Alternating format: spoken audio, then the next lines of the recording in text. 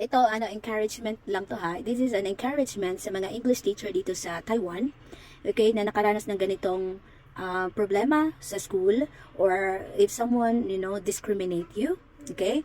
So, ito lang yung tatandaan mo, okay? And malaking tulong to sa sa sarili mo, na iisipin mo, don't put it down yung yung skills na meron ka. Okay? So if you are passionate, creative, and confident in adjusting your teaching, okay? That is what your students need most.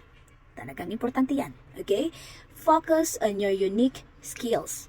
Isa yan sa mga sinabi din sa akin ng aking supervisor, na I'm always looking forward on it, na naging idolo ko talaga siya. Dahil sobrang galing niyang magsalita sa grammar and everything. Okay? So, ito yung mo, you have your own uniqueness, na ikaw lang yun. Okay? Making English fun. Yun talaga yung goal ko. So, nai-apply ko yun dahil talagang masiyahin naman ako. And mostly naman ng mga students ko ay nagustuhan ako dahil nga sa personality ko. Okay? Using art. Ako po ay hindi po magaling sa art, but slowly, ko siya. Dine-develop ko, pinapractice ko kasi kailangan talaga. Kailangan kasi yung creativity mo as a teacher, okay? So, yun nga, STEM. So, yun yung nahasa din kami dito sa STEM dahil masyado, challenging.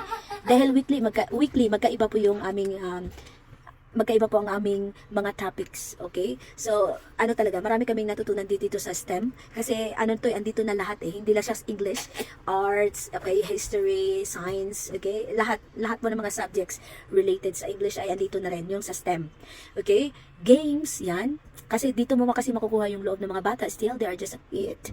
They are just only a kid na may mga limitado talaga sa kanila. At gustong-gusto nila yung games, okay? And simple explanations. Yun yung dine-develop ko, na hindi na yung more on daming mga sasabihin, ganon. So, more on TPR talaga kami, ganon. Yun yung total physical response. DJ, I'm talking to someone, so, don't interrupt me. Can you go there? Okay? I'm making a video, okay?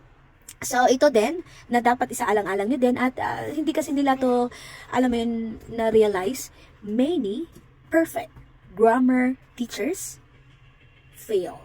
Okay, many perfect grammar teachers fail. Okay? Because they are boring. Diba? This is the fact. Sobrang galing mo nga naman talaga. As in, perfect na perfect. Pero hindi ka magustuhan ng mga students mo kasi they feel boring. So, if the kids doesn't like you or feel bored, okay,